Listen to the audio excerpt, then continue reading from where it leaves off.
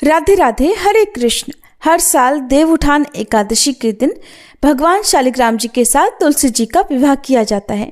तो आज की इस वीडियो में मैं आपके साथ तुलसी विवाह की बहुत ही सरल और आसान विधि शेयर कर रही हूँ। इस वीडियो को आप पूरा देखकर कमेंट करके जरूर बताइएगा कि ये वीडियो आपको कैसी लगी। तुलसी विवाह आपको खुले आंगन में, बालकनी में या फिर घर की छत पर करना चाहिए। और इस तरह से आपको एक चौकी रखनी है जिसके ऊपर पीला या लाल वस्त्र बिछाना है और तुलसी माता का पौधा गमले सहित आपको रखना है। अगर आपके पास चौकी नहीं है तो जमीन पर आप पुष्प का आसन देकर भी शालिग्राम भगवान और तुलसी माता को विराजित कर सकते हैं। यहाँ पर ध्यान रखिएगा कि जब तक तुलसी माता और शालिग्राम भगवान जी के फेरे नहीं होते हैं तब तक तुलसी माता शालिग्राम भगवान जी के दाहिनी तरफ विराजित रहती हैं, और जब हम उनके फेरे करवा देते हैं तो तुलसी माता शालिग्राम भगवान जी या विष्णु भगवान जी के साथ यदि विवाह करा रहे हैं तो वो उनके बाईं तरफ विराजित हो जाती हैं। अब हम चौकी के ठीक सामने स्वास्तिक का चिन्ह बनाएंगे, क्योंकि स्वास्तिक का चिन्ह हिंदू धर्म में सभी पूजा पाठ में जरूर बनाया जाता है और ये बहुत ही शुभ माना जाता है। अब हम चौकी पर थोड़े से पुष्प का आसन देकर विघ्नहर्ता भगवान गणेश जी को विराजित करेंगे, क्योंकि बिना गणेश भगवान जी के कोई भी कार्य अधूरा माना जाता है और वैवाहिक कार्य हो तो सबसे पहले पूजा गणेश भगवान की ही की जाती है। गणेश भगवान की स्थापना करने के बाद अगर आपके पास शालिग्राम जी हैं तो आप पुष्प का आसन देकर शालिग्राम भगवान जी को विराजित करें, और नहीं तो जिस तरह से मेरे पास विष्णु भगवान की ये तस्वीर है तो हम विष्णु भगवान जी को पुष्प का आसन देकर विराजित करेंगे। ध्यान रखिएगा, विष्णु भगवान जी की जो अकेली तस्वीर हो उन्हीं को आपको पूजा में रखना है। साथ में माँ लक्ष्मी जी वाली जो भी तस्वीर हो उन्हें पूजा में इसलिए नहीं रखा जाएगा क्योंकि यहाँ पर हम तुलसी माता से भगवान विष्णु का विवाह करा रहे हैं। अब थोड़े से पुष्प का आसन देकर हम यहाँ पर कलश की स्थापना करेंगे। कलश के अंदर यहाँ पर हम गंगा जल मिला हुआ शुद्ध जल डालेंगे और उसके बाद कलश के अंदर हम हल्दी की एक गांठ, एक का सिक्का और एक सुपारी डालेंगे। जिस तरह से हम बाकी अन्य व्रतों में कलश की स्थापना करते हैं हमको वैसे ही कलश की स्थापना करनी है। क्योंकि तुलसी जी का विवाह करा रहे हैं और ये बहुत ही शुभ पर्व है, शुभ दिन है, तो कलश की स्थापना जरूर करें। कलश के ऊपर आपको आम के मिले तो आम के, नहीं तो अशोक के 5 या 7 पत्ते स्थापित करने हैं। अब पानी वाला यानी जटा वाला नारियल लेना है। नारियल आपको लिटा कर रखना है जिसके ऊपर मैंने यहाँ पर कलावा बांध लिया है, और ध्यान रखिएगा खड़ा करके नारियल नहीं रखा जाता है, जो नुकीला हिस्सा होता है वो दीवार की तरफ रहना चाहिए। अब हमने नारियल के ऊपर लाल चुनरी लपेट ली है, इसके ऊपर आप चाहें तो कलावा लपेट लें, और नहीं है चुनरी तो आप केवल कलावा लपेट कर भी इस नारियल को कलश के ऊपर स्थापित कर सकते हैं। अब हम यहाँ पर हाथ जोड़कर गणेश भगवान, विष्णु भगवान, कलश में वास करने वाली सभी शुभ शक्तियों और तुलसी माता से आह्वान करेंगे कि आप कृपया हमारी पूजा में पधारिए और हमारे द्वारा की गई पूजा को और इस वैवाहिक बंधन को, वैवाहिक रस्मों को स्वीकार करके अपना आशीर्वाद हम पर और हमारे परिवार पर बनाए रखिएगा। अब ओम श्री गणेशाय नमः कहकर हम पूजा की शुरुआत करेंगे, शुभारंभ करेंगे। तो गंगा जल और पुष्प की सहायता से हम सभी देवी देवताओं के ऊपर, तुलसी माता, विष्णु भगवान और गणेश भगवान सभी के ऊपर जल का छींटा लगाएंगे। जो भी पूजन सामग्री है सभी पर गंगा जल का छींटा देकर सभी की शुद्धि कर लेंगे। अब हमने चौकी के ठीक सामने जो स्वास्तिक का चिन्ह बनाया है वहां पर हम एक दीप प्रज्वलित करके रखेंगे। घी का दीपक हो तो घी का, नहीं तो तिल के तेल का दीपक आप जला सकते हैं। अब ओम श्री गणेशाय नमः कहकर गणेश भगवान जी को तिलक करें, कलश पर तिलक लगाएं, तुलसी माता पर तिलक लगाएं, रोली कुमकुम का तिलक आप लगाइएगा, और विष्णु भगवान जी को चंदन का या हल्दी का तिलक लगाएं। अब विवाह से पहले जो हल्दी की रस्म की जाती है वो हम यहाँ पर करेंगे। भगवान विष्णु के मस्तक पर, दोनों गालों में और सभी हाथों में, भुजाओं में, चरणों में हम हल्दी लगाएंगे, और भगवान विष्णु से स्पर्श कराकर हम तुलसी माता को भी हल्दी का लेप लगाएंगे। पत्तों पर, तुलसी की जड़ में थोड़ी थोड़ी हल्दी अर्पित करेंगे। साथ ही साथ हम तुलसी माता को चूड़ी, बिंदी, मेहंदी आदि भी लगा देंगे, और जिस तरह से एक दुल्हन को विवाह से पहले तैयार किया जाता है उस तरह से हम तुलसी माता का श्रृंगार भी कर देंगे। अब पहले गणेश भगवान जी को जनेऊ अर्पित करेंगे, फिर विष्णु भगवान जी को भी हम जनेऊ अर्पित करेंगे। इसके बाद वस्त्र रूपी कलावा गणेश भगवान जी को अर्पित करने के बाद विष्णु भगवान जी को भी हम वस्त्र रूपी कलावा अर्पित करेंगे। या साथ ही साथ आप इस समय यहाँ पर विष्णु भगवान जी को पीला वस्त्र भी अर्पित कर सकते हैं। तुलसी माता को वस्त्र रूप में हम यहाँ पर चुनरी अर्पित करेंगे और मन ही मन आप ओम श्री तुलसी नमः, ओम श्री तुलसी नमः या ओम नमो भगवते वासुदेवाय मंत्र का जाप करते रहें या हरे कृष्ण महामंत्र का जाप करते रहें। मौन होकर पूजा आपको नहीं करनी है, किसी न किसी मंत्र का जो भी आपको आता हो उसका जाप आपको इस समय करते रहना है। सभी को हम बारी बारी से पुष्प अर्पित करेंगे। इसके बाद हम अपने दाहिने हाथ में थोड़े से सफ़ेद तिल लेकर विष्णु भगवान जी को समर्पित कर देंगे, क्योंकि आज के दिन चावल का प्रयोग नहीं किया जाता है और थोड़े से तिल हम यहाँ पर तुलसी माता को भी अर्पित करेंगे। अब बारी है वरमाला की। तो वरमाला यदि आपके पास फूलों वाली हो, ताजे फूलों की हो तो ताजे फूलों की ले सकते हैं, नहीं तो आर्टिफिशियल वरमाला भी ले सकते हैं। पहले तुलसी जी को स्पर्श कराकर इस वरमाला को आपको भगवान विष्णु या शालिग्राम भगवान जी को धारण करवाना है। फिर उसके बाद विष्णु भगवान जी से स्पर्श कराने के बाद इस वरमाला को आपको तुलसी माता जी को धारण करवाना है। तो ये वरमाला की रस्म संपन्न हो गई।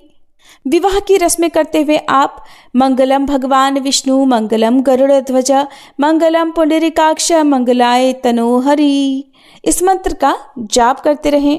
अब तुलसी माता को 16 श्रृंगार की सामग्री अर्पित करेंगे, तो जिन्हें आप पहले भगवान विष्णु से स्पर्श कराएं, फिर तुलसी माता से स्पर्श कराकर चौकी पर जगह हो तो चौकी पर रख दें, नहीं तो तुलसी जी के गमले के पास में रख सकते हैं। अब तुलसी माता को हम यहाँ पर बिछिया अर्पित करेंगे, तो तुलसी जी की जड़ में आप ये बिछिए रख सकते हैं।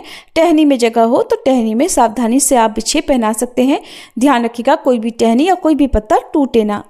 अब यहाँ पर हम विवाह से पहले पटका बांधेंगे। तो पटका यानी लंबा सा एक पीला वस्त्र जो होता है, जो हिंदू धर्म की मान्यताओं के अनुसार चलता है, जिसे भगवान विष्णु को ओढ़ाया जाता है, कंधे पर डाला जाता है और जिसमें एक कोने में गांठ लगा दी जाती है। गांठ में आप थोड़े से सफ़ेद तिल, थोड़े पुष्प, हल्दी की एक गांठ और एक सिक्का रख लें और गांठ लगाकर उसे विष्णु भगवान जी से स्पर्श करा दें। और इस पटके का दूसरा जो सिरा होता है वो तुलसी माता जी की चुनरी के साथ में बांधा जाता है, क्योंकि यहाँ पर हमने तुलसी माता को चुनरी ओढ़ा दी है। बार बार हिलाने से बाकी सामग्री गिर सकती हैं, इसलिए आपको एक अलग से कलावा लेना है।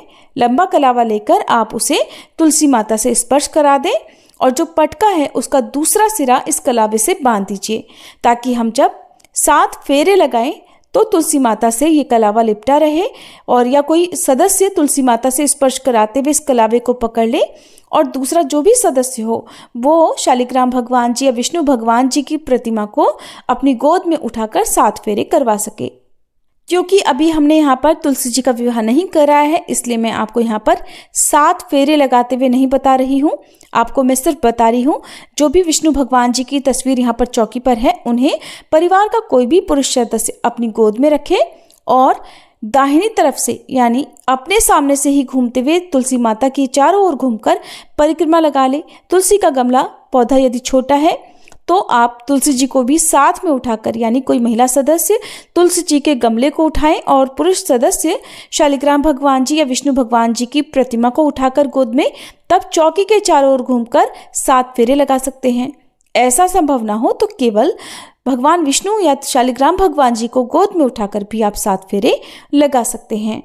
और ध्यान रखिएगा, फेरे करवाने के बाद चौकी के चारों ओर घूमकर परिवार के सभी सदस्यों को 1, 3 या 5 या 7 बार परिक्रमा भी जरूर करनी चाहिए।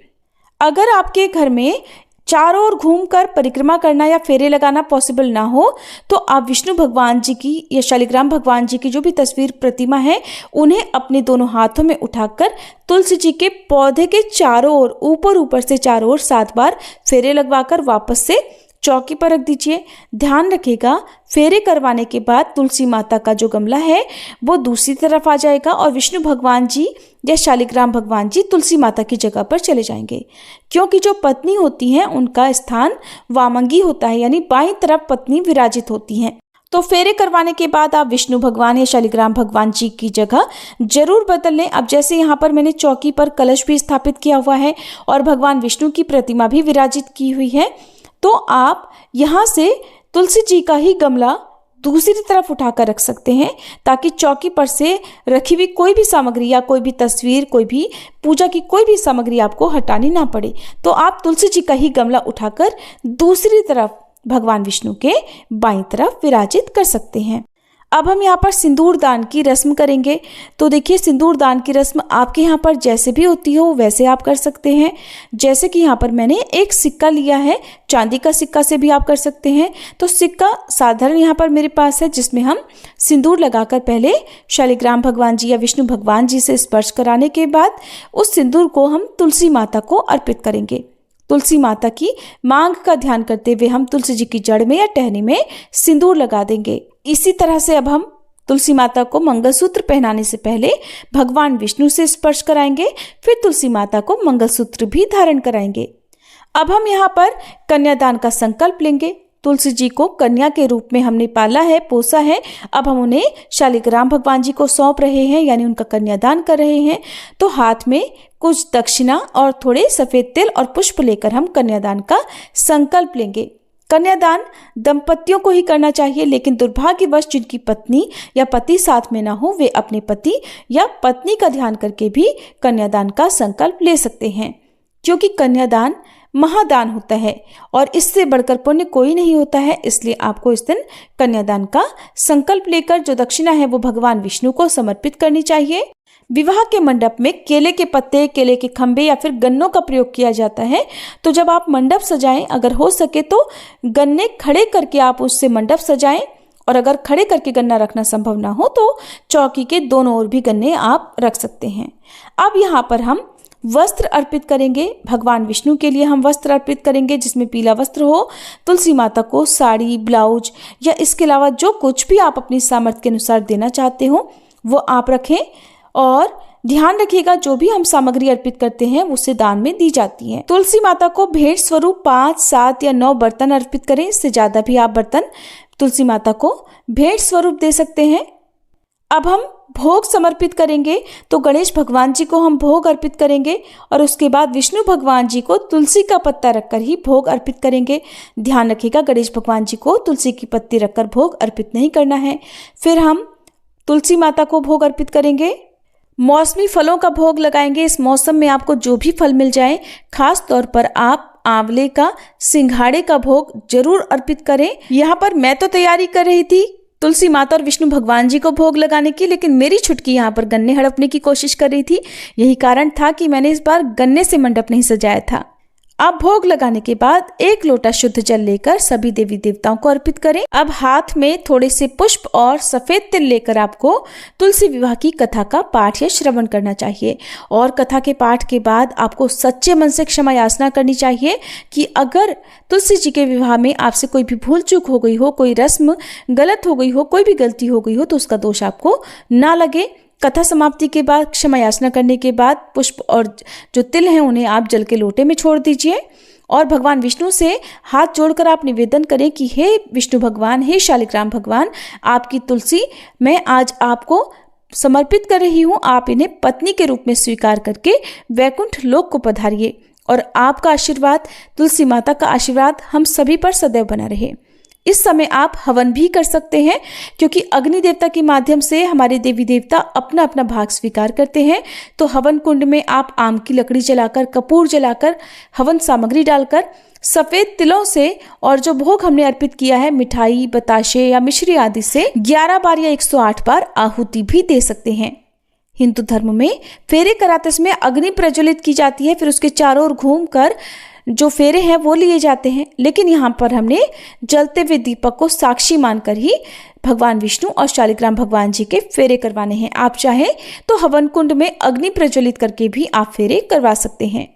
इस प्रकार विवाह संपन्न होने के बाद आप श्री तुलसी चालीसा का पाठ, श्री विष्णु चालीसा का पाठ करें। शालिग्राम स्तोत्र का पाठ करने के बाद सबसे अंत में तुलसी माता की आरती जरूर उतारें। कपूर जलाकर आरती करें या फिर अलग से घी या फिर तिल के तेल का दीपक जलाकर तब आरती करें। तुलसी विवाह की कथा, चालीसा और आरती की वीडियो आपको हमारे चैनल पर इस दिन अलग से मिल जाएगी। आप उसमें से चाहें तो कथा भी सुन सकते हैं और आरती भी कर सकते हैं। तो हम यहाँ पर सभी की आरती उतार लेंगे, तुलसी माता की आरती उतारेंगे और आरती उतारने के बाद परिवार के सभी सदस्यों को भी आरती लेनी चाहिए। और आरती करने के बाद आप जो भी तुलसी माता के विवाह के गीत हैं, भजन हैं, कीर्तन है, वो इस समय कर सकते हैं। धूमधाम से तुलसी जी का विवाह वैसे ही करना चाहिए जैसे कि हमारे घर में किसी कन्या का होता है। अब दाहिने हाथ में थोड़ा सा जल लेकर 2 बार घुमाकर हम धरती पर छोड़ देंगे और इस समय भी आप सच्चे मन से क्षमा याचना जरूर कर लें, ताकि शुरू से लेकर अब तक किसी भी विधि विधान में कोई कमी रह गई हो, कोई गलती हो गई हो, तो उसका दोष आपको ना लगे। और जिन्होंने भी इस दिन तुलसी विवाह कराने के लिए व्रत रखा है, वो इस प्रकार पूजा करने के बाद सात्विक भोजन करके या फिर जो भी फल मिठाई का भोग आपने लगाया है उसे ग्रहण करके आप अपना उपवास खोल सकते हैं। सच्चे मन से क्षमा याचना करें। किसी की कोई मनोकामना हो, जैसे निसंतानों को संतान सुख चाहिए, या फिर किसी को पुत्र प्राप्ति की कामना हो, किसी का विवाह नहीं हो पा रहा हो, वैवाहिक जीवन में कोई परेशानी हो, धन का अभाव हो, या जैसे जिसकी कामना हो उसकी पूर्ति के लिए आप इस समय प्रार्थना कर सकते हैं। क्योंकि बाकी दिनों में या अन्य एकादशी व्रतों में आप जो भी मनोकामना पूर्ति के लिए प्रार्थना करते हैं, भले ही उसे पूरा होने में देर हो जाए, लेकिन अगर आज के दिन देव उठान एकादशी के दिन और खास तौर पर तुलसी विवाह के शुभ अवसर पर अगर आपकी कोई भी मन्नत हो, कोई भी मनोकामना हो, उसके लिए अगर आप प्रार्थना करते हैं तो वो बहुत जल्दी और अवश्य पूर्ण होती है। तो इस तरह से हम तुलसी माता का विवाह करते हैं। अब बात करते हैं चौकी कब हटाएं। तो देखिए, इस बार क्योंकि साल 2025 में तुलसी विवाह की जो एकादशी की तिथियां हैं वो 2 दिन पड़ रही हैं, शनिवार और रविवार। तो शनिवार के दिन भद्रा भी लग रही है। हो सकता है बहुत से लोग भद्रा के कारण शनिवार के दिन विवाह न करें। और रविवार के दिन वैसे तो तुलसी जी को स्पर्श करना और तुलसी जी में जल अर्पित करना वर्जित माना जाता है, लेकिन ऐसा शास्त्रों का नियम है कि देव उठान एकादशी के दिन से तुलसी जी का विवाह आयोजन आरंभ होता है। देव उठान एकादशी के दिन भगवान जागते हैं और सबसे पहले तुलसी माता की मनोकामना पूरी करते हुए उनसे विवाह करते हैं शालिग्राम रूप में। तो इस दिन यानी रविवार के दिन भी तुलसी विवाह किया जा सकता है, लेकिन जो लोग रविवार का नियम बहुत ज्यादा मानते हो वो अगले दिन यानी सोमवार को चाहे तो ब्रह्म मुहूर्त में या फिर शाम को गोधूली मुहूर्त में तुलसी जी का विवाह करा सकते हैं। अगर आप शनिवार के दिन तुलसी जी का विवाह करा रहे हैं तो रविवार के दिन तुलसी जी की विदाई करना शुभ नहीं माना जाता है। तो आप चौकी को एज इट इज रहने दें। जो जल है उसे आप किसी अन्य पौधे में विसर्जित कर दें। जो भी बासी फूल पत्ते आदि हैं उन्हें आप हटा सकते हैं, लेकिन चौकी आपको सोमवार के दिन ही हटानी चाहिए। जो लोग ब्रह्म मुहूर्त में तुलसी जी का विवाह कराते हैं वो शाम को सूर्यास्त से पहले पहले चौकी हटा सकते हैं, लेकिन अगर आप गोधूली मुहूर्त में विवाह संपन्न करा रहे हैं तो आपको चौकी अगले दिन हटानी चाहिए। और वैसे भी तुलसी जी का विवाह देव उठान एकादशी से लेकर कार्तिक शुक्ल पक्ष की पूर्णिमा यानी कार्तिक पूर्णिमा तक किया जाता है। तो इन 5 दिनों में आप कभी भी तुलसी माता का विवाह करा सकते हैं। तुलसी माता को अर्पित की गई श्रृंगार सामग्री, यदि आप सुहागिन हैं तो आप स्वयं आशीर्वाद रूप में कुछ सामग्री रखें, बाकी का दान कर दें। जो भी दक्षिणा है, बर्तन, वस्त्र हैं, फल, मिठाई हैं, उनका दान भी आपको किसी ब्राह्मण या ब्राह्मणी को, ध्यान रखें जो सुहागिन हो उन्हें दान में देना चाहिए। नहीं तो आप अपने ही परिवार में जिनको भी आप अन्य व्रतों का बायना देती आई हैं, जैसे बड़ी ननद, जेठानी या अपनी सासू माँ को, उन्हें भी दे सकते हैं। या ऐसी कुंवारी कन्या जिसका विवाह तय हो गया हो, विवाह होने वाला हो, जो निर्धन हो, उन्हें आप विवाह की सामग्री जो भी बर्तन आदि हैं वो भेंट स्वरूप दे सकते हैं। और जिस तरह से विवाह करने के बाद कन्यादान करके कन्या की विदाई कर दी जाती है, उसी तरह से आप तुलसी के पौधे को विदाई दे सकते हैं, तुलसी जी को विदाई दे सकते हैं। आसपास के मंदिर में तुलसी माता को रख सकते हैं, और यदि आप ऐसा ना करना चाहें तो उन्हीं को आप अपने घर में विराजित करके फिर उनकी नियमित पूजा जैसे भी आप करते आए हैं वो कर सकते हैं। हालांकि कहा यही जाता है कि विवाह करने के बाद तुलसी माता को विदाई दे देनी चाहिए, लेकिन अगर शालिग्राम भगवान जी आप आसपास मंदिर से लेकर आए हैं, अपने पड़ोस में से, अपने रिश्तेदारों से लेकर आए हैं विवाह कराने के लिए, तो आप उनके घर भी तुलसी जी को दान में दे सकते हैं। अगर शालिग्राम भगवान जी आपके खुद के हैं या विष्णु भगवान जी की प्रतिमा, तस्वीर आपके खुद के घर की है, जैसे मैंने यहाँ पर रखी है, तो आप तुलसी जी का यदि विदाई ना भी कराना चाहें तो ना करें, आप उन्हें अपने घर पर रखें, लेकिन दान की जो भी सामग्री है उसका दान आप अवश्य दे दें। यानी कि कहने का मतलब है कुछ ना कुछ दान आप विवाह के बाद जरूर करें, ताकि तुलसी माता और विष्णु भगवान का आशीर्वाद आप सभी पर सदैव बना रहे। फेरे कराने के लिए आपने जो पीला पटका बांधा था उसे आप पीले पटके को और जो कलावा था, जितने भी कलावा आपने पूजा में प्रयोग किए हैं उन कलावों को घर के लोग अपने हाथों में बांध सकते हैं और यदि आप विसर्जन करना चाहें तो उनका विसर्जन भी किया जा सकता है। तो ये थी आज की वीडियो। जानकारी आपको कैसी लगी कमेंट बॉक्स में जरूर बताइएगा।